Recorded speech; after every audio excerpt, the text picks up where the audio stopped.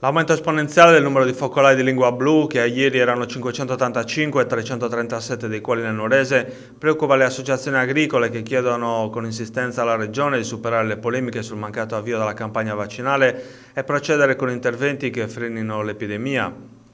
Come già evidenziato in passato, esprimiamo preoccupazione per la crescita dei contagi e chiediamo all'assessorato regionale della sanità quali procedure e strategie abbia intenzione di mettere in atto per intervenire negli allevamenti colpiti dalla Blue Tongue e bloccare la diffusione del virus, scrive in una nota CIA Sardegna.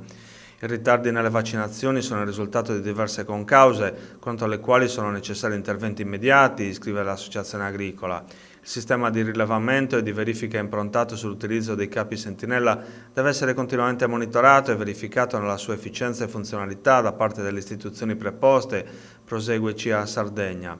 Questo in modo tale da garantire preventivamente la possibilità di bloccare l'insorgere dei focolai e l'esplosione della diffusione del contagio nelle aziende zootecniche. L'Associazione Agricola sottolinea che il problema della mancanza di personale veterinario è stato evidenziato dalla CIA da tempo e che l'impiego del personale specializzato di Lahore e ex Sara non deve essere limitato esclusivamente agli aspetti burocratici, ma anche a quelli sanitari degli allevamenti.